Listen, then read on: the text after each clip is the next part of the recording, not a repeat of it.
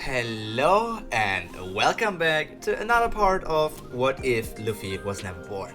Today we're going to take a look at the second part of the second act, and let's see how far we're going to intrude or proceed further into this arc. So first of all, we set off in this place. In the prisoner mine in Udon, we see, not Luffy, we see an elderly prisoner called Grandpa Hyo collapsing and under like the back-breaking work with these giant blocks and working and ordering them around and all these different things. And then we move over to Moria and Kid, moving around large blocks at a rapid rate, and because of that they were rewarded with a large amount of meal tickets or kibidango to eat. But the thing here is, in this normal scenario with Luffy and Kid, it's like competition between the two, and they are trying to have a rivalry and compete with each other.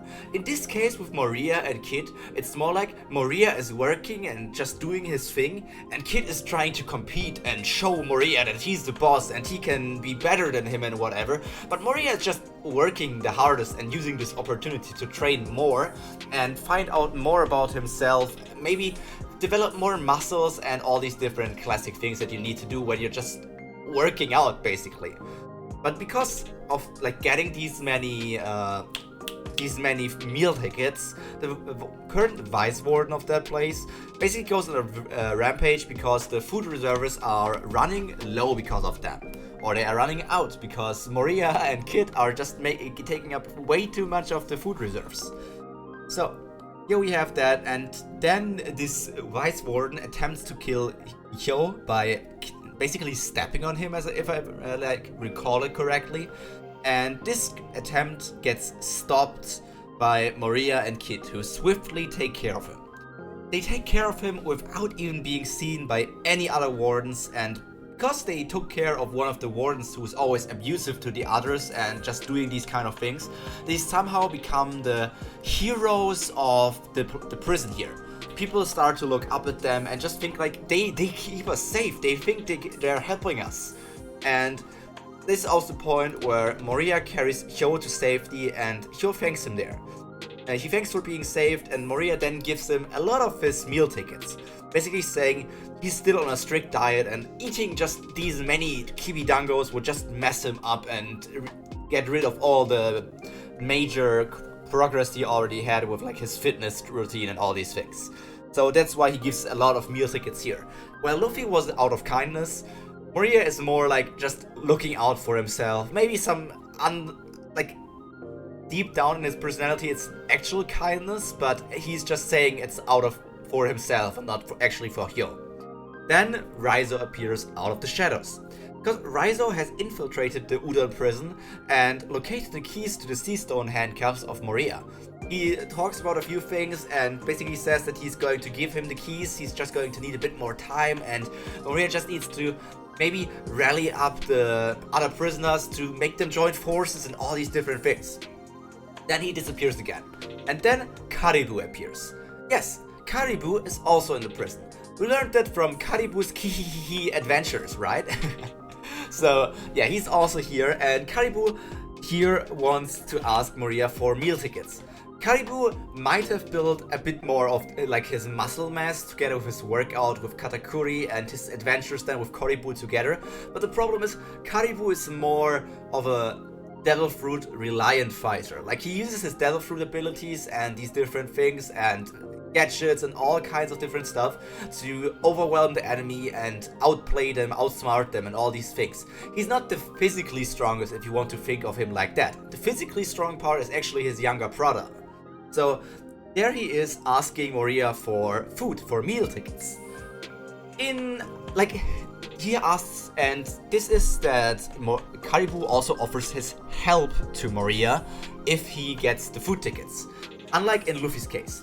In Luffy's case, Caribou offered him to become his subordinate, and now he became stronger with all of the Katakuri training, so he's more confident. And he doesn't want to become Moria's subordinate because he's probably going to take over the Big Mom Pirates in the future. So while Luffy doesn't accept the offer because he doesn't want it, like Luffy doesn't care about Karibu or doesn't like him after the things he did at Fishman Island.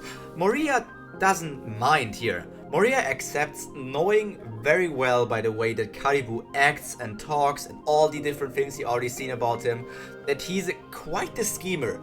He knows that he might be of use for this situation, but if you keep him too long with yourself, this might turn downside pretty fast, so you need to be careful about that. And now we turn over to Onigashima. On Onigashima, Kaido and his crew are, well, they are pretty on high alert because they noticed that the Big Mom pirates were approaching Wano.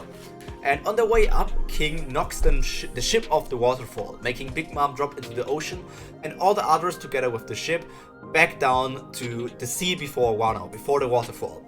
And all the children there are scared. All of the children, the genie guy, often is not there, the genie guy, then the woman, the movie, all these guys. Everybody is scared and thinking like, oh no, what happened to Big Mom? Will Kaido kill Big Mom here? Because they apparently hated each other after being on the same crew once. They don't know the full story. They just think like, is Big Mom actually going to die here? So while everybody was panicking and painting out the worst case scenario, someone steps up. It's not Smoothie as the highest in command, or it's not Perospero as the oldest on the ship. It is actually the person called Bloody Ocean Koribu. He takes on a commanding position now that Big Mom is gone, setting sail to Wano once more to save his brother. He has no ties to the family in that sense. He is part of the Charlotte family as Charlotte Koribu, but he's more than anything the brother of Karibu, and Karibu's wife Prim is also on the ship. And while everybody is like worried about Big Mom, they know that she's a beast of a woman. She can take care of herself, and if she dies, nobody even could potentially save her. So they follow whatever Karibu says. Prim is on his side, saying that they need to go there to save Karibu and they need to teach Kaido a lesson. Mother is going to come later and help us with all of that. Smoothie also supports his decision in actually giving him the control and telling everybody to listen to Koribu, because he's apparently the only one who can remain like level-headed, remain with a calm head and everything.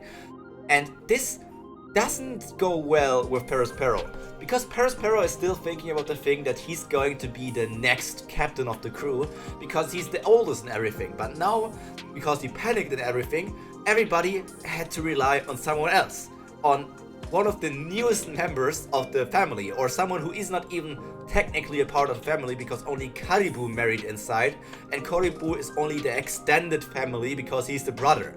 So it's like a completely unforeseen situation. So here we are. Then, on the morning, Hawkback together with Momo, Tama and Kiku find an unconscious Big Mom on the beach of Kuri. Hawkback, being the only one who knows Big Mom, instantly freaks out. He wants to run around and basically hides behind a tree while everybody just looks at him like confused. What the hell is this tiny old man doing? And then Big Mom basically stands up and looks at everyone, and the whole amnesia thing is happening. She says like she has no memories of who she is and what's happening. Why is she here? Who is she? And this is the moment where we have a bit of a different situation. Unlike with Chopper's childlike innocence, Hawkback instantly wants to manipulate the Yonko into becoming an ally. He is quite a schemer after all. So he takes the opportunity to take this amnesia-ridden Big Mom and tell her about a few different things, like how she's supposed to help them fight against this guy and do these things. And while this is doing, they basically go to, to the Okuburo town where Tsuru is, and there Big Mom gets Ushiruko. And with that, Hawkback sees a major opportunity. He instantly says to Big Mom, well, you know, what's her name? Olin? I think it's Olin. He tells her like, in Udon there is a lot of Oshiruko. If we go there, you can get a lot of Oshiruko, all that you want to get there. He doesn't obviously tell her that Moria is imprisoned at Udon prison, but I mean, that doesn't have to be said. She just wants more Oshiruko, so that's all there is. If the progress is actually that she helps them in rescuing Moria and gathering up more of an allies and army. I mean, that's all good for them. I don't see the bad side of this. So, with that, Big Mom tames a Wani-zame. These weird, I think Wani is like crocodile. So like this giant kind of crocodile, she just tames it by force, like knocking it out on the head and then just saying, yeah, take us to that place now, go! And then they ride over there. Everybody rides over there. Big Mom, not Kaido, Big Mom, Tama, Okiku, and Momo. I'm not, I guess Hawkback also joins them, even though he's not much of a fighter. He needs to scheme more and manipulate Big Mom even more about all of this, what's happening currently. While they are on this giant alligator creature, Momo continues to practice his swordsmanship while he's like shouting out this snatchy thing. And this snatch thing is something that he normally got taught by Zoro, but in this scenario he got it taught by, I would say Ruma. It makes sense for it to be Ruma. And Kiku wants to stop him here because apparently this snatchy thing is like something that the lower class people said, or it's actually a bad term or something. And it would make sense because Zoro learned it from, I think it was Koza. It was from an old man that originated from Wano and then came to Zoro's home village. And this old man is from an old generation, or like more of the rough kind of person. So he has this kind of talk and language is in his mind. And Ryuma is also from a very old generation. I'm actually not sure if Ryuma was born before the Void Century or inside of the Void Century. I might need to look that up. Anyways, he learns the term from Yuma and basically moves it because if a great samurai like Ryuma says it, there has to be something good about it, right? But now we continue back in the prison. Prison is also on high alert now, not because of Big Mom, but Kid managed to escape. And also the keys for some of the handcuffs are missing, so right, because Raizo stole those keys. I'm very confused about this when I went to research here, because I think we never learned how Kid managed to escape. He just dipped. He just disappeared for one day. I have no idea how he actually did it. Maybe he dug a hole or something, but he's just gone. He's just gone here. And now we have this here. Kyo was attacked by the Warden Babanuki and the Vice Warden Daifugu, as they don't believe he earned all of these meal tickets. And this is the point where Luffy, or in this case Moria, attacks Daifugu and Babanuki. Kyo basically already accepted his death, as Moria has shown him one last act of kindness. Normally all the people who went to the prison and just stayed there, they all seemed depressed and didn't have much like faith in life or lost every sense of responsibility and didn't want to do anything. But Moria seems confident, even though he was hurt so much when he was imprisoned here, and he's like a prisoner. He might not ever escape again. Even with all that said, Moria has shown him one last act of kindness, and that was enough for him, because he was once known as Hyogoro the Flower, and this kind of behavior that Moria showed was exactly what he knew back then when he was actually the leader of all the Yakuza. But before Daifugu can actually pull out like his attack and murder Hyogoro, Moria steps in and saves him once more. But as he makes that attack, Queen steps in and arrives at the prison. Moria managed to knock out Daifugu despite being weakened by his handcuffs, and he also then managed to endure Babanuki but after that, a lot of the other wardens and all these other things basically overwhelm Moria by numbers, and then Babanuki managed to get Moria and chain him up more. That's the point where Queen decides to make all of this a lot more interesting and says he wants to execute Moria and Hyogoro, but it needs to be exciting. And then we see his Zuma Zuma Zuma Zuma Zuma Zuma Zuma Zuma, like his dance show.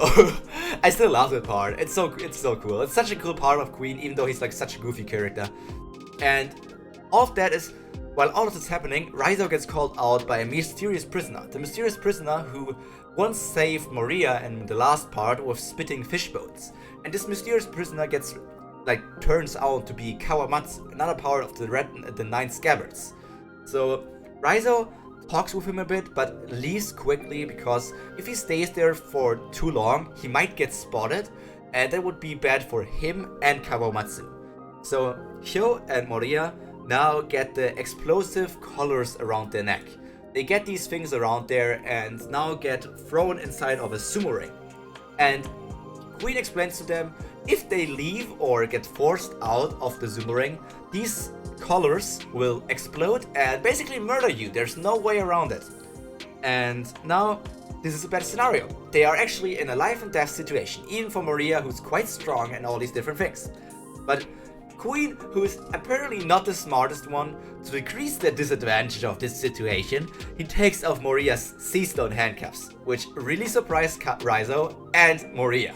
They have no idea why he would do that, because it's literally the most stupidest thing to do. And for a scientist, I don't think there is enough reason to do that, but apparently that's something that Queen would like to do. So we are here, and the first of all is that the waiters enter the ring. But before the waiters can even do anything, they instantly get knocked out by a feeling of dread and death, an aura emanating from Moriya, just basically knocking them all out, making them fuel with like, not steam, with like foam coming out of their mouth, and they just get knocked down, which most people would think it's just, it could be his Conqueror's Haki, it could be just the killing intent coming out of him, or it could be whatever you think would be the coolest here. So, as next point is that the pleasures entering. The pleasures get a bit closer and don't get knocked out by just a wave of aura coming out from Moriya, but then he just looks at them and thinks like, I could test this ability that I haven't tested before. So he envelops his hand in armament and turns the hand dark black and punches the ground directly under him, just knocking on the ground. And then the ground shifts and begins to change. At the outer part of the ring, where all of the pleasures are currently standing, the ground just suddenly rises to the top, like shooting into the sky. Just imagine it like there's this is a circle, and the outer part of the circle, just the ground just moves up at an immense speed before sinking down again. It's like, what can I compare it to? It's just that they get knocked up because the ground shoots up. Imagine that the circle where Moriya is standing stays on the same level, but the circle around him just goes up in the sky like he made the ground move up. And then it goes down again. Next are the gifters. So Alpaca Man and Medillo Man enter the ring, and they start furiously attacking Hyo and Moriya. However, with his advanced observation haki, the attack cancellation, he easily blocks all of their attacks and counters them and can easily defeat them. And then a few more of the gifters come in there, basically fighting a few things. And after a few more fights, Hyogoro notices something about Moriya and brings it up to the, he brings up that the usage of Moriya's armament haki was lacking. He was missing something. And he would be willing to teach him about something he calls, what's the name? Ryuo? Like advanced armament haki. We know it as advanced armament or Ryuo. So obviously Moriya is a bit suspicious at first, as so far the man hasn't shown a lot of fighting prowess. But then Hyogoro approaches Alpaca Man, who stood up and wanted to go inside again, and basically sends him flying with a burst of haki.